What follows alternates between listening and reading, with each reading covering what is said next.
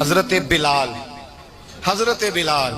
رضی اللہ تعالیٰ، حضرت بلال آئے جناب عمر سے ملنے، کیسے وہ کسرا بھی آئے تو عمر خاطر میں نہ لائے، پر بلال حبشی دروازے پہ داخل ہوئے تو فاروق اعظم نے کرسی چھوڑ دی، ہاتھ باندھ کے کونے میں کھڑے ہو گئے، کالا رنگ ہے، نام بھی لکھنا نہیں جانتے، زمانے میں تعارف کوئی نہیں، حضرت عمر نے ہاتھ باندھا ہے، لوگ کہنے لگے عمر تو کیسے ہو، کسرا سے نہیں ڈرتا، یہ کون آ رہا ہے جس کے لیے تیرا اتنا استقبال ہے؟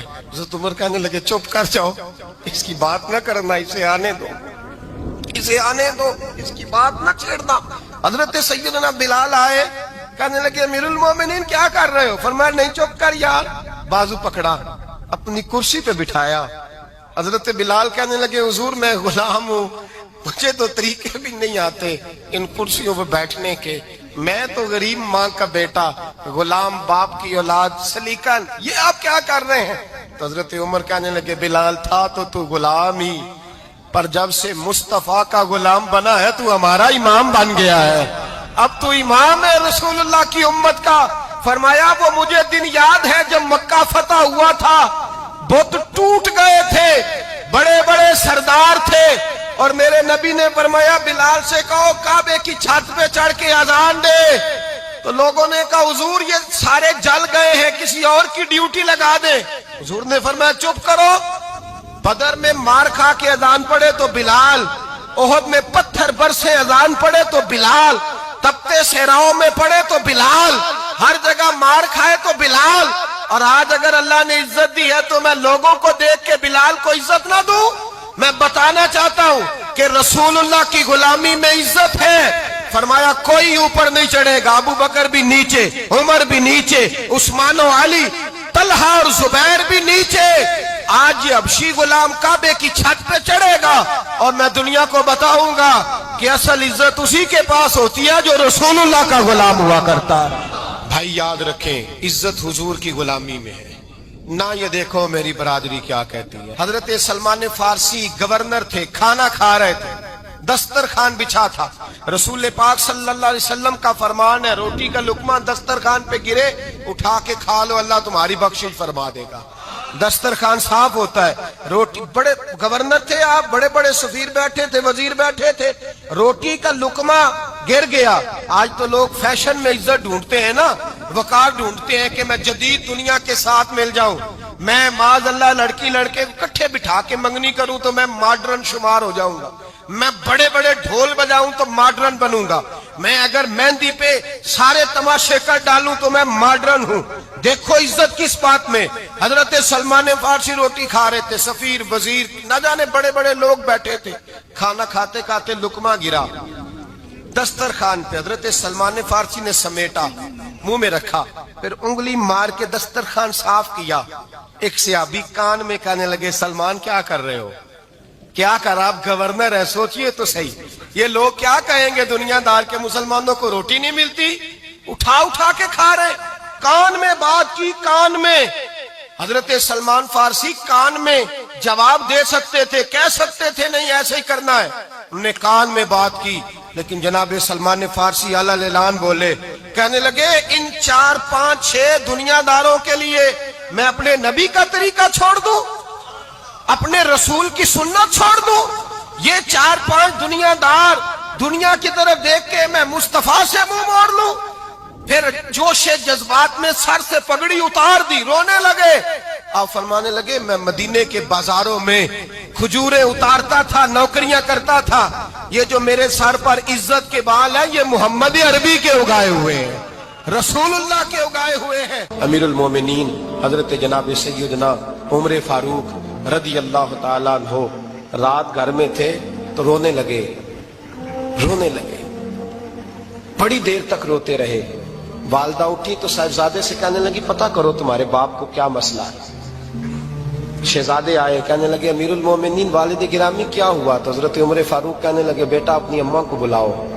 والدہ آ گئی، کیا بات ہے؟ کچھ طبیعت خراب ہے تو حکیم کا بندوبست کیا جائے۔ تو حضرت عمر کہنے لگے کچھ بھی نہیں، آج مسجد سے نکلا ہوں تو نبی پاک کے صحابہ میری تعریفیں کر رہے تھے۔ یہ حضرت فاروق اعظم کے وصال کے قریب کے دن ہے۔ تعریف ایک تو حضرت یہ رونے کی بات ہے کہ خوش ہونے کی؟ آپ فرمانے لگے نہیں، سوچتا ہوں باہر تو میں اچھا رہا ہوں، پتہ نہیں گھر میں ہی کوئی زیادتی نہ ہو گئی ہو، پتہ نہیں تمہارے ساتھ بھی میرے معاملات ٹھیک تھے کہ نہیں، صحابہ تو تعریف کرتے ہیں، رو رہا ہوں تمہاری وجہ سے نہ الجھ جاؤں، بیوی ہی نہ کہے میرا حق ہی ادا نہیں کیا۔ یہ لفظ کہتے کہتے پہاڑ ہے یہ شخص، کیسر و کسرا کانپتے ہیں۔ حضرت عمر رو پڑے، بی بی سے کہنے لگے مجھے اللہ کی رضا کے لیے معاف نہیں کر دیتی؟ میرے اوپر بوجھ تھا امت کا، میں ساری رات مدینے کی گلیوں میں پھرتا تھا، دن سارا مسجد میں گزرتا تھا، میں تجھے وقت نہیں دے پایا، معاف نہیں کر دیتی؟ تو زوجہ کہنے لگی نہیں عمر، میں نے بھی زندگی میں اپنا کوئی سکھ چین نہیں دیکھا، کوئی چاؤ پورا نہیں کیا، میں کیسے معاف کر دوں؟ میں نہیں معاف کرتی۔ حضرت عمر زمین پہ بیٹھ گئے، رونے لگے، کہنے لگے چل معاف کر دے۔ کہنے لگی ایک وعدہ کرو، قیامت کے دن رب کریم کی بارگاہ میں میری سفارش کرو گے؟ اللہ کی بارگاہ میں عرض کرو گے کہ اللہ اچھی تھی، مجھے کپڑے دھو کے دیتی تھی، روٹی پکا کے دیتی تھی، میری عزت کی محافظ تھی؟ جناب عمر کہنے لگے تیرے ساتھ وعدہ ہے، رب اپنے فضل سے عمر کو جنت دے گا تو عمر تجھے جنت میں ساتھ لے کر کے جائے گا۔ بخاری شریف میں حدیث ہے، قاضی ایاز مالکی رحمۃ اللہ علیہ نے بڑی تفصیل سے لکھی ہے، راوی حضرت انس بن مالک ہیں۔ ایک بندہ بڑی دور سے آیا نبی پاک صلی اللہ علیہ وسلم کی زیارت کے لیے، بڑی دور سے۔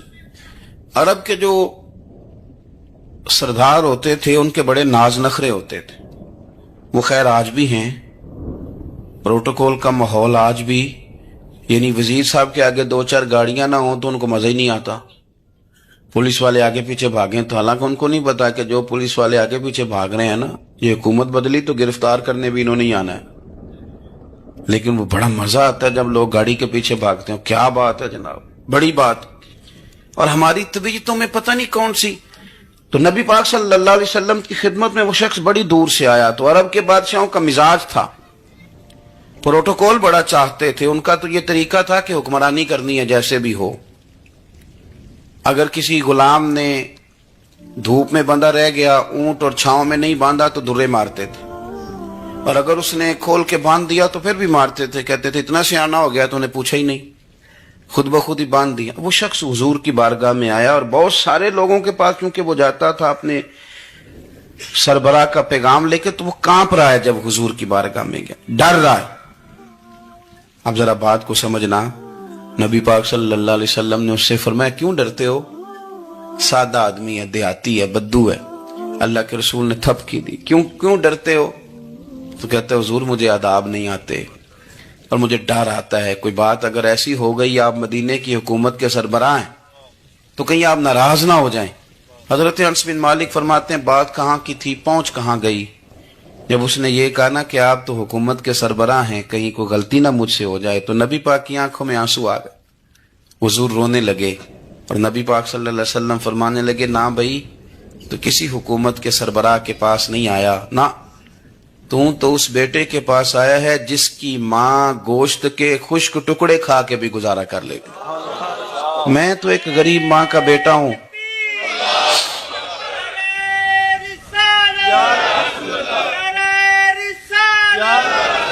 بھائی اگر آپ کا یہ ذوق بن جائے، دیکھو نا آج تو لوگ بھول جاتے ہیں نا، کپڑے بدل لیتے ہیں تو وہ سمجھتے ہیں کہ شاید سارا کچھ ہی بدل گیا، یعنی گاؤں سے آ کر پڑھنے والے بھول ہی گئے ہیں کہ کس کی ماں نے کتنا زیور بیچا تھا۔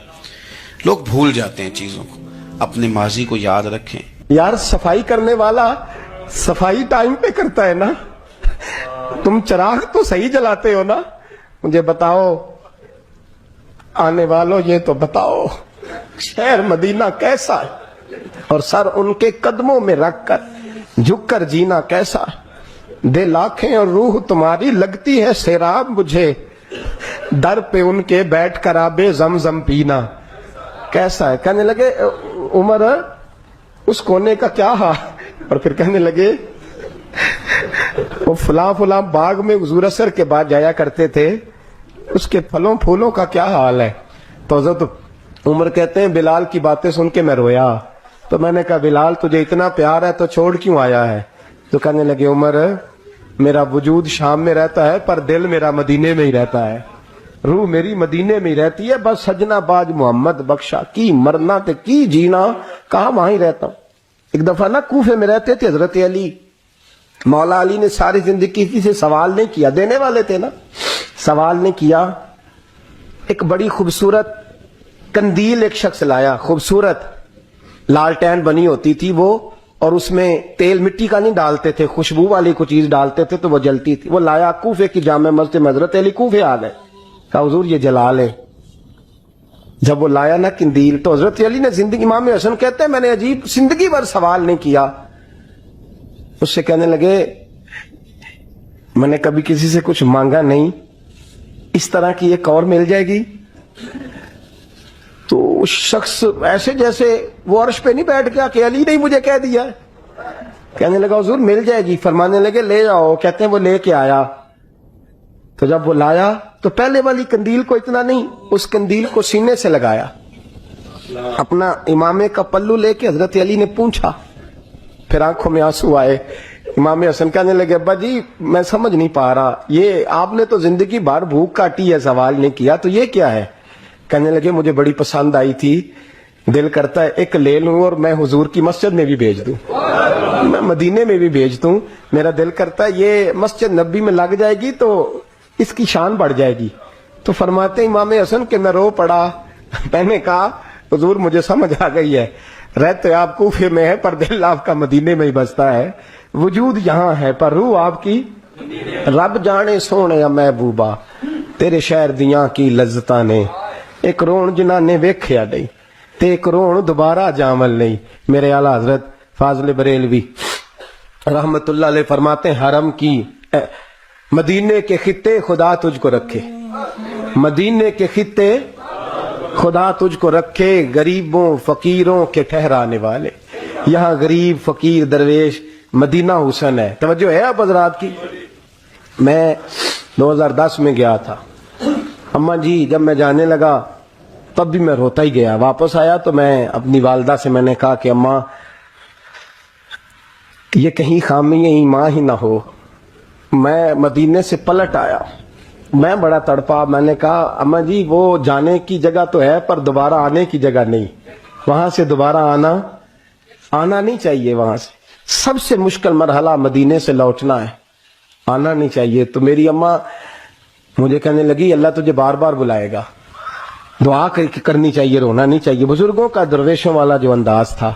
اور پھر میں دوسری دفعہ عمرے پہ گیا تو ایک شعر تھا مظفر وارسی کا, تو میں وہ پڑھ رہا تھا. میں نے کہا کہ دوبارہ آنے کی آرزو ہے, کہ خود کو پانے کی آرزو ہے, جو حج پہ احرام باندھتے ہیں اب وہ باندھ کے آنے کی آرزو ہے.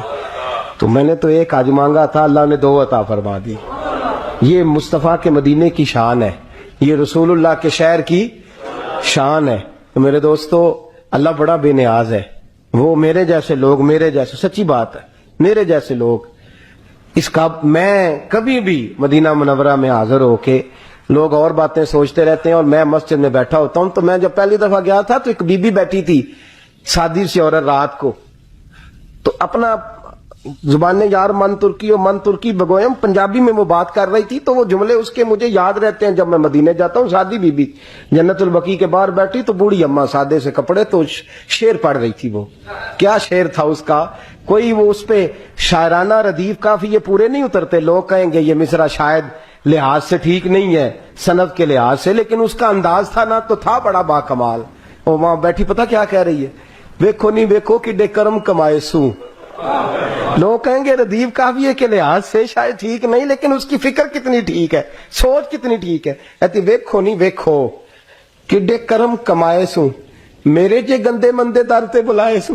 سید عالم صلی اللہ علیہ وسلم کے وصال ظاہری کے ایام قریب آئے تو حضور نے سرخ پٹی باندھی. تیز بخار ہے نبی کریم کو. 2 صحابہ سہارا دے کے مسجد میں لائے. نبی پاک علیہ السلام کو بظاہر سہارا دے کے لایا گیا.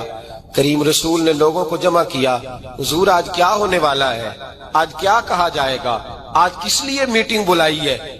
نبی کریم کے کل صحابہ جب مسجد میں جمع ہوئے تو کھچا کھچ مسجد بھری ہے. وصال ظاہری سے چند یوم پہلے کی بات.